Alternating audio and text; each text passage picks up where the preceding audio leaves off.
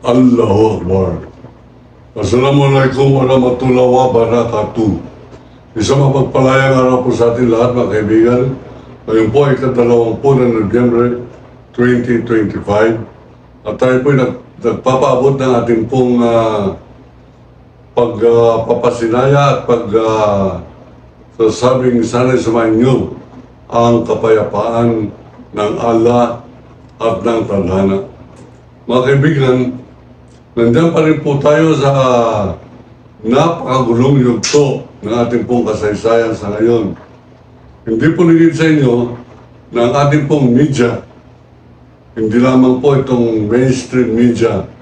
Ang ibig sabihin ng mainstream media ay pong mga regular na pinagdadaanan ng mga programang panradyo o kaya mga pagsusulat sa mga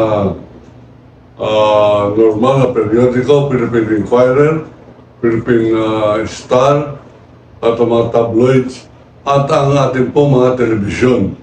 Yan po tinatawag na mainstream radio. Ang mga namamahala po niyan at nagsasagawa dyan ay mga profesional na mga mamamahayag. Ito po naman sa social media, abay, kahit na sino ay pwede pong magsalita riyan.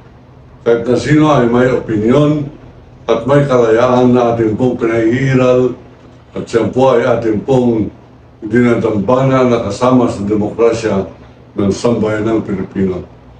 Kaya nga, yung pong magkakalang opinyon hinggil po sa pinakita ni Amy Marcos ay ating pong sinususugan na sadya pong napakasamang ehemplo yan, napakasamang halimbawa ng isang miyembro ng pamilya na naninira ng kanyang sariling pamilya sa publiko. At yan po ang nagsusulong po niyan, walang iba kundi isang senadora na binoto ng kung sino at siya ngayon ay dinadambana ng Iglesia ni Cristo hanggang ito po ay nagkalat doon po sa rally ng Iglesia ni Cristo. Siya po mismo ang naninira ng kanyang sarili sapagkat sa susog ni Senator Rodante Marcoleta na minsan pa binuyo ito si Amy Marcos na siraan, pabagsakin si Bongbong Marcos. Mga kaibigan, yan po ay minasama ng karamihan po ng Iglesia ni Cristo, lalo tigit sa mga kabataan ng Iglesia ni Cristo na meron po sila mga idealism o yung pong kanilang karapatan na mangarap ng mas mabuting pamamalakad ng kanilang relihiyon na sinakupan o sinapian ng kanilang mga magulang, ang Iglesia ni Marcoleta, Iglesia ni Manalo, Iglesia ni Cristo o Iglesia ni China. Ganun pa man, tayo po ay nagbibigay po ng isang pagkilala sa kagitingan, ika nga gentleman sa posture ni Ginoong Bongbong Marcos, sapagkat sa halip na magtampo siya sa kanyang ate, sa halip na siya'y gamante, sa halip na sabihin niyang ayusin mo nga sarili mo, sapagkat lumalabas na talaga pinapakita mong hindi kita tunay na kapatid. Abay, sabi niya bata pa kami, tinuturing ko na siyang isang gabay sa aking paglaki. Pinakita niya ang tunay na kultura ng mga Ilocano, mga kaibigan, na pagbibigay ng galang sa nakakatanda. At ito po ay nakilala ko sa pagkatao ni Bongbong Marcos. Ngayon, ako po tumitingin sa inyo ng diretsahan sapagkat meron na naman siyempre itong mga Duterte, dirty thinkers na sabi nila, ano na nangyari? Nabayaran na ba si Carbonell? Bakit para siyang biglang tagapagtanggol ni BBM o ni Bongbong Marcos? Mga kaibigan, ito po ang aking mukha, ito po ang aking mata, ako po'y nakatingin sa inyo, wala po tayong tinatago, what you see is what you get. Ito po ang pagkatao ng kawan ng demokrasya. Pag tama ay tama, pag mali ay mali. at si Amy Marcos ay mali. Hindi po tayo magbibigan ng pasubali.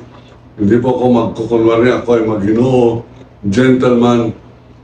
Ang inugali ni Amy Marcos ay kasuklam-suklam, and it deserves my condemnation in the highest or strongest terms. I condemn Senator Amy Marcos for her being herself. Abay, yung po sinabi niyang, o sige, once and for all, atin nang resolbahin kung nga ba ay lakson, kung nga ba ay kapatid, o meron akong duda sa aking pagkatao, handa akong magpa-DNA. Basta kayo ni Lisa magpa-hair follicle test o magpa-drug test.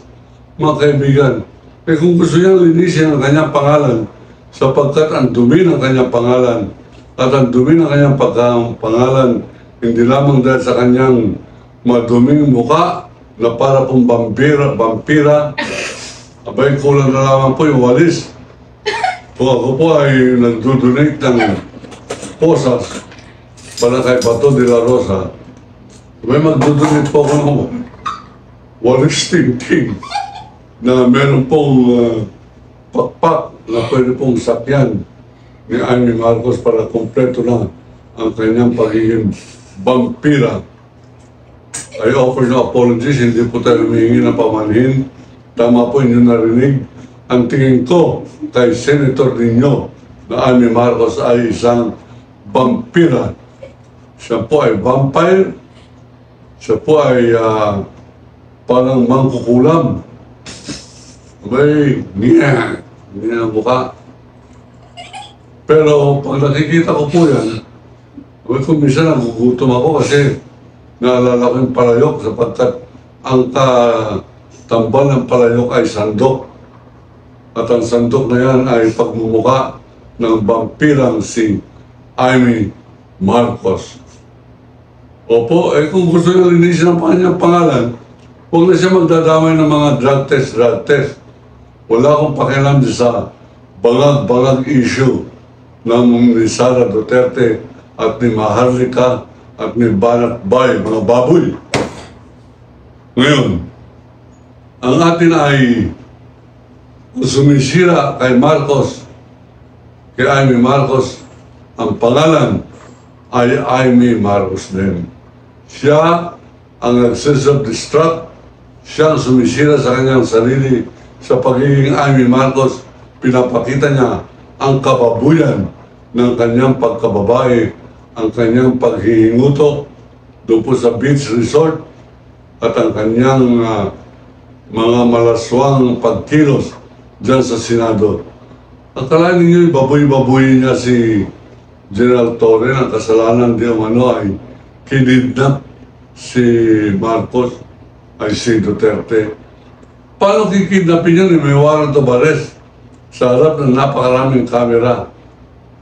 Talagang idiot itong ating pong sistema na ito at bakit natin pinapayagan? Bakit tayo pumapayag na meron mga ganitong senador? Bakit tayo pumapayag meron tayong mga escudero? Bakit tayo may mga Bongo, Bato de la Rosa, Marcoleta? Bakit? Sapagkat may depresya po ang ating kultura. Sapagkat pinapayagan po natin yan. Dapat po wag. Natatandaan ko na ako po nasa Amerika 3 years ago. Abay, meron pong binugbog ang mga pulis na puti na isang itim na kanilang gustong hulihin, imbestigahin tungkol po sa illegal possession ng marijuana. Abay, nagpapalag yung itim, sinabi niya, I don't have any marijuana in me. I don't smoke, you can put me in a drug test. I don't smoke the weed, man. Ginulpi-gulpi po siya ng mga pulis at sapagkat siya po ay nanglaban. Hindi ko alam kung tama o hindi, pero nanglaban po siya. Binagsakan siya ng tuhod ng isang matabang pulis at sa dibdib po siya, sabay leg tinamaan at kanyang ikinamatay. Alam po ba ninyo yung residente ng Alabama, Georgia, dyan po sa Southern America, nag-rally. Hindi po sila pumayag sa pang-abuso sapagkat ang tingin nila ay merong batas.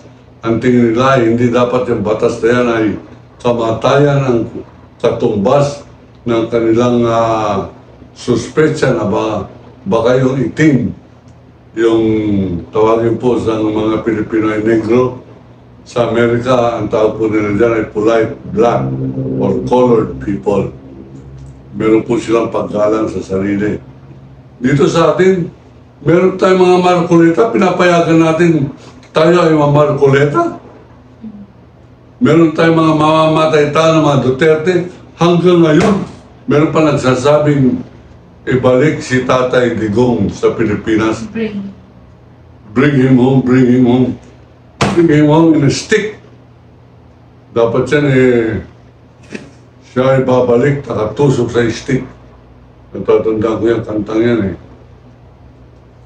Ngayon mga kaibigan, tayo po ay magpapatuloy dito po sa ating misyon sapagkat hindi po ako kinakailangan kakampi sa kung sino. Yung labanan po ngayon, Duterte at Marcos, hindi po tayo kakampi kay Marcos, hindi tayo kakampi kay Duterte. Kakampi tayo sa sambayanang Pilipino. Bakit? Sapagkat tayo po ay kawal ng demokrasya. Gusto ko ipaliwanag ngayon na meron po kami manifesto tungkol po sa kawal ng demokrasya. Salamat nga pala sa mga patuloy na nagtitext sa akin at humihingi ng payo kung paano raw sila makakatulong sa kawal ng demokrasya, paano raw sila magiging miyembro nito. Abay, simple lamang po. Opo, nag-organisa na po kami sa iba't ibang probinsya.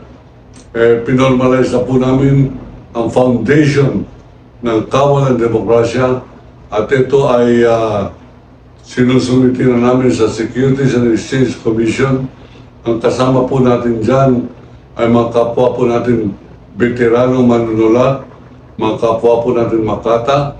Ito po ay sila Ginoong Tomas Agurto ng Hagunoy. Siya po itubong Hagunoy bago po maanod ng baha, malunod ng baha ang kanilang probinsya.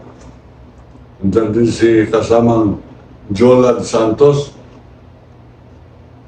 Andiyan sila kasamang Redencio De Leos Jr., Franco Gicares, sila Dick Saria, Yasin Ibrahim, mga kapwa ko Muslim, mga brad ko sa fraternity Alpha Phi Omega.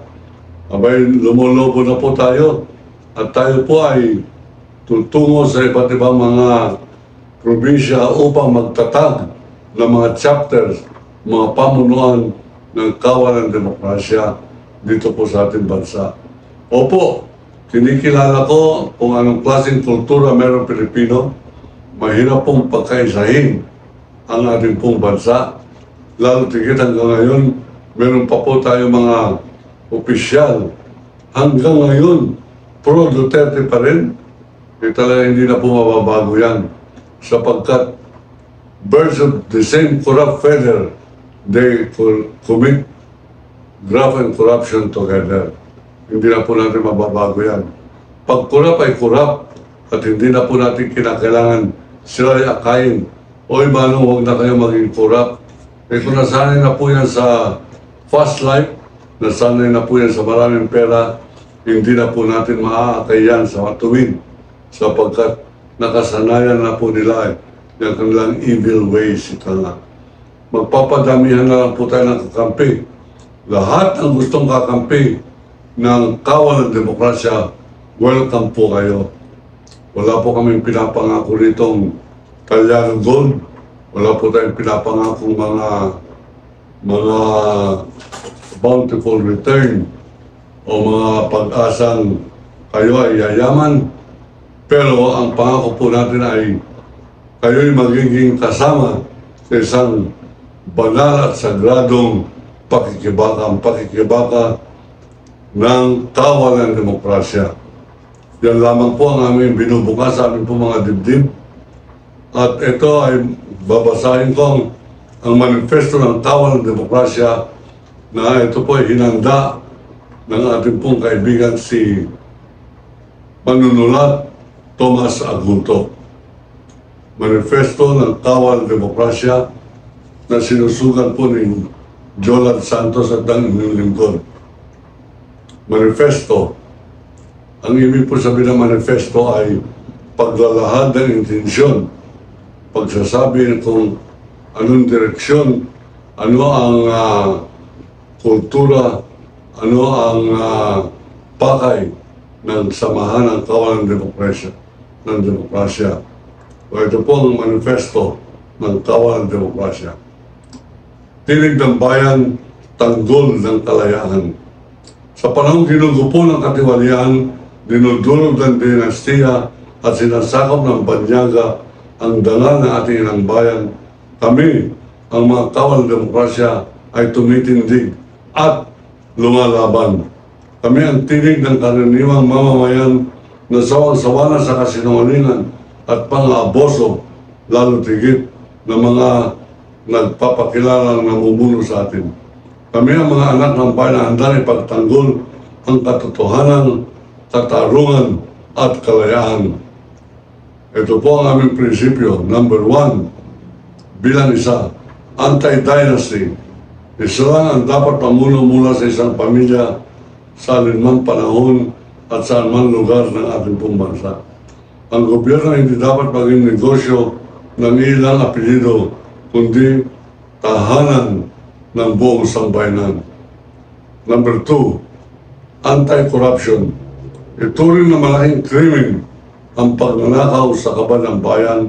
Ang sino man magnakaw ng pundo ng taong bayan ay hindi simpleng tiwali, kundi traidor ng Republika. Kaya dapat ito rin na pambansang kaaway. Ang dagdag ko po, pag pambansang traidor, pambansang kaaway, ito po ang kanyang kaparusahan. Tagpasin ang ulo sa plaza. Ang sino man magnanakaw ng pundo ng taong bayan ay hindi po simpleng katiwalayan lamang, kundi traidor sa Republika at tinuturing naming pambansang kaaway. Ang kaban ng bayan ay banal na tiwala ng sambayanan, hindi kayamanan dapat mapapunta kanino man. Anti-China influence, ipagtanggol ang soberenya ng Pilipinas. Huwag payagang ibenta ang ating karagatan, kabuhayan at dangal sa banyagang kapangyarihan. Ang West Philippine Sea ay pag-aari ng sambayanang Pilipino, hindi ng dayuhan, hindi katang-isip lamang. Aksyon sa West Philippine Sea. Ang West Philippine Sea ay sagisag ng ating kalayaan at kabuhayan. Nananawagan kami sa pangalan ng Pilipinas, ipalis at pauwi ang ambasador ng China bilang matatag na payal ng protesta sa patuloy na panghihimasok nito sa ating bansa. Ang sandatang lakas at mga mangingisdang Pilipino, patatagin ang presensya sa ating karagatan. Ipakita sa buong mundo ng tapang ng Pilipino ay hindi kayang lamunin ng takot. Sambayanang Pilipino, tumindig na mapayapa, ngunit matatag sa pagkilos sa lansangan, sa paralan, sa simbahan, sa media at sa bawat tahanan. Ang ating karagatan ay sagisag ng ating karangalan. Aming misyon, maging matatag, malaya at mapagbatsyag na kilusan ng mamamayan, nagtatanggol ng demokrasya sa pamamagitan ng katotohanan, katapatan at makabayang paninindigan. Aming panata, hindi kami bibitaw sa laban, hindi kami tutungo sa katahimikan habang nilalapastangan ang ating bayan. Magpapatuloy po ang ating pong programa sa media, magpapatuloy po ang tinig ng Kawal ng Demokrasya dito po sa YouTube at ilang pang mga pwedeng pagdaanan ng aming pong tinig na dapat umalingaw-ngaw. Hanggang may bandila, may lupa at may dagat na Pilipino, kami lalaban para sa bayan, para sa Pilipinas, para sa demokrasya, para sa kinabukasan. Kami ang kawal ng demokrasya. Kami po ang nakalagtas sa ibaba, na nagtatatag ng Kawal ng Demokrasya Foundation, ay buong pusong sumusuporta at nagpapatibay sa nilalaman ng manifestong ito.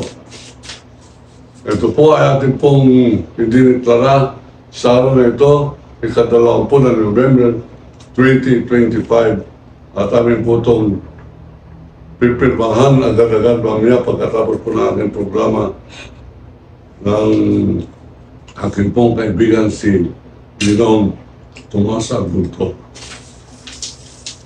Muli mga kaibigan, napakasimple po ng pagsapi dito po sa Kawal ng Demokrasya. Ito po ang aking pong telephone number. I-text po ninyo inyong pangalan, inyong address, para alam natin kung saan kayong lugar. Alam pong edad, baka po kasi tanda na kayo ni Enrile. Abay, meron din po kayong duty niyan. Ang duty po ninyo ay uminom ng stem cell. Ngayon, pag gusto po ninyo maging member, sasabihin lamang po ninyo, handa akong maglingkod bilang kung ikaw ay karpentero, bilang karpentero, kung ikaw ay dating sundalo, bilang dating sundalo, kung ikaw ay magaling sa computer, bilang isa sa mga computer technologies o information technology, o bilang teacher, papalaganapin po natin ang pagtuturo ng patriotism o pagmamahal sa ating bansa. Yan po ay isa sa mga haligi ng kapundasyon ng Kawal ng Demokrasya, patriotism. At dito po natin ipinagugunita na sa lahat po ng laban para po sa kalayaan at para sa katotohanan, ay handa po kami, inyo pong imbitahan, sapagkat kami po ay diyan po nakatuon sa ngayon sa aming manifesto, ang bawat pagkilos at bawat himay-may ng aming pagkatao ay aming pong nilalaan o inaalay sa sambayan ng Pilipino. Yan po ang ating pong misyon.